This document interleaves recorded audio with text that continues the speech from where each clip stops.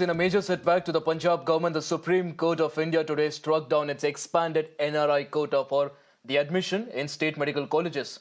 Upholding the Punjab and Haryana High Court order, the apex court came down heavily on the state government, terming the expanded quota a fraud. The Punjab government had, in a notification dated August 20, widened the definition of an NRI candidate. They, in fact, also included the relatives of NRIs and made them eligible to seek admission to the MBBS course under this NRI quota. The Punjab and Haryana High Court then shot down this notification, observing that this opens the door for the potential misuse of this entire quota. The state government then claimed that other states, including Himachal Pradesh and Uttar Pradesh, are also allowing the NRI quota with a similar definition. But the three-judge bench led by the CJI today totally rejected these arguments. Strongly rebuking the state government over its arguments, the CJI, Chandrachud, has now said that this quota is a money-spinning tactic and students who got 3 times the marks will also not get an admission to their preferred colleges because of this quota. The top court also told the central government to fall in line over this quota and also follow some principles of law, else the Supreme Court will be forced to lay down the law. Joining us right now to discuss more on this, Advocate Parvez Menon, Senior Partner, MZM Legal LLP, Nayan Parikh, who's also an educationist. Nayan, I'll start with you now. Very strong statement coming in from the Supreme Court. In fact, the Supreme Court here has called the NRI quota expansion a fraud.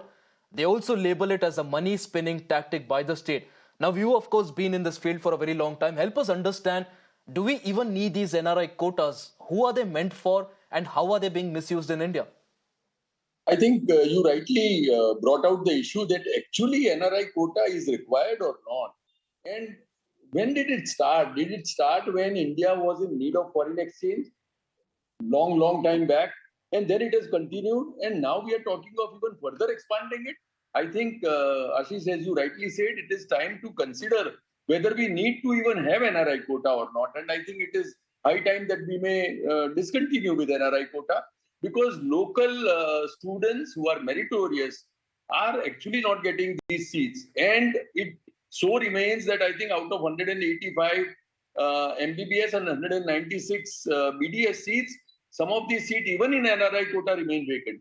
So I feel that there is a merit for discontinuing with NRIs quota altogether. There is no need for that. I think it helps only 2-3 ways. That, if you want to actually get foreigners or Indians who are in other countries, if you want them to come back. And if you actually want them to come back, you want them to come back because India has shortage of doctors. And if you feel that these are the doctors who would eventually then stay, then it makes sense. But if they just get degree and go away, then what is India's benefit in this? Vis-a-vis, at least I feel in my mind, the chances of somebody who is an Indian, who is staying here, who is domiciled here and studies here has greater chance of staying in India compared to an NRI who has a wealthy parent somewhere and who studies here on some higher fees and quota, then goes back to that part of the world and gives services to somebody else. So I feel that in Indian system, we need doctors who are actually going to work here. We need doctors who are meritorious. We need doctors who are sincere and who want to serve India. So I think all these purposes don't get served even by the current NRI definition. But if we were to broaden the definition, then it means almost everybody, as it includes chacha, tai, then it might tomorrow include also padosi. कि आप पड़ोसी के लड़के हैं तो भी चलेगा. So far as you pay in dollars, वो चलेगा. I don't think that is really a good practice, and I am glad that Supreme Court has taken a very strict view, and that would also, I think, warn other states who are looking at expanding this or who are already having an expanded definition to actually retract and bring it down, and perhaps at some point of time, perhaps abolish NRI quota altogether. Absolutely. A very interesting point, Nayan, that you made there. The fact that this entire quota was brought in to ensure that doctors from outside come in here, NRIs from outside come in here, get their degrees and serve the people here. But what's the point if then more and more people come here, get the degrees and fly back home? It's not serving India any purpose. If anything, it is only denying the meritorious student here an opportunity to get a medical degree. Parvez, I'll come to you here. Very strong statement there coming in from the Supreme Court. And clearly the top court is not happy with what's happening right now with the NRI quotas in India. Very strong view. It is calling it a fraud. How do you think this ruling will affect other states as well, which also have similar NRI quota systems? Well, absolutely. Firstly, it's a laudable decision of the Honorable Supreme Court that we have to come heavily strongly on this education which has turned into business.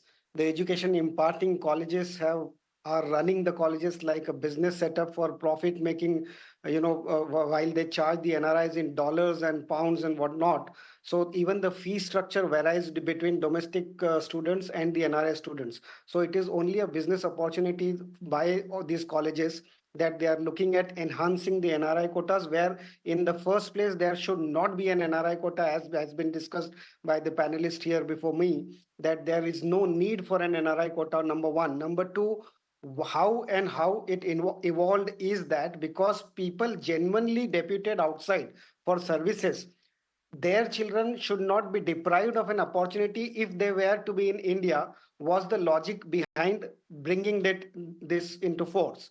But now it is being misused by states like Punjab, which want to expand it to beyond the parents, but even to chachas, tayas, mamas, pufas, buas, whoever relatives, that anybody of your family, if he's outside and if he's an NRI, then he is ready to pay the colleges in dollars. Colleges want to make money based on that and give admission to all and sundry, derives merits. So meritorious students would be left aside. This has to be curbed. I am looking at this hearing more so for the purpose of getting guidelines clear by the Honorable Apex Court. Justice Chandrachud has hinted that he will have to lay down guidelines for these NRI quotas, not only for the state of Punjab, but even for other states. So other states will now have to take a cue from what is running into the minds of the Honorable Apex Court. There has to be guidelines which are to be framed, and plus some way or the other in the future this NRI quota has to be done away with, because as you rightly said that the doctors who would study, the students who would study to become doctors may are in all likelihood not likely to remain in India to serve the rural areas of India. We are already having shortages of doctors in government medical aid colleges. So all of that is required to be factored in by the Honorable Apex Correct. Court when they draw guidelines for this effect, and a proper guideline has to be framed maybe by even legislation. In the state of Punjab, if you go to look at the population there, I believe 50% of the Punjabis are maybe in Canada or are NRIs. So does that mean that those people who are NRIs out staying out of Punjab, only their children would get admission in medical colleges, whereas the meritorious students would be deprived of that But the problem opportunity? here, Parvez, sorry to interrupt you, the fact that it's not just a problem that's in Punjab. There are many states that have NRI quotas. Whether that's needed or not is again a completely different topic, and that the Supreme Court also seems to be thinking about. But Nayan, if you can just help us understand, what do you think was the logic that the Punjab government applied to expand this quota beyond 15%? Like you said, the NRIs, of course, are given the advantage. Now even their chachas, tayas, pufas, I don't know how many relatives. Now everyone, the Punjab government was trying to give them a benefit as well. What exactly is the logic behind it? I feel that government and colleges are both the biggest beneficiary from this. NRI का तो नाम है, but I think the very fact that now you can take students at a higher fee. Second, you have some kind of a discretion. In merit, you don't have any discretion. Whoever has higher marks, you will give it to him. Here, in case of NRI, you would have some discretion whether this guy is actually NRI or not. You can disregard some of the people under some or the other pretext. You can get somebody else and some other documents proving that he's an NRI. So there is a lot of play here. There is a lot of business here. There is a lot of money making here. And I think that is what Supreme Court is against. That why do you have that discretion? If it is just a merit, then Ashish, anybody, a 10th standard student would decide as to who would all get the admission because it is purely merit. So score dekh lijiye, and as per score you give admissions. Here, I think you have whole definition. If you look at NRI, the way they have defined, way they have now expanding, I think expanding is totally kind of, to their advantage, because then they would decide whether this is actually chacha or not. You would get some certificate, some chacha you will be able to discard, say this is really not a chacha. So actually, you have full discretion almost in these seats where you can get higher fees, where you can favor somebody, where you But can Nayan, strike sorry to somebody interrupt down. you. So it I'm almost asking your becomes opinion your here because you've been in this field for a very long time. Do you think this NRI quota serves any benefit to India? Do you think that this should be scrapped entirely? Or do you still believe that this does serve a sort of a useful purpose for Indian education? I feel that it is something which has really not served purpose at any point of time. What purpose did it serve? Tell me even earlier.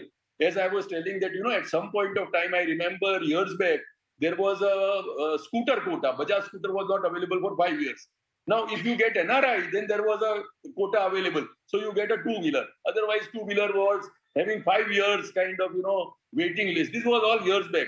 That is the time that this NRI quota was also introduced because India needed foreign exchange. Our major outflow was because of the oil and other aspects. So we needed foreign exchange. We were doing everything possible to get foreign exchange. Foreign exchange में सब चीज मिलती थी. Now you don't need that. You are far away from that. Your meritorious students have come up. Why do you need to do that? So I think this is something that has served some kind of a purpose.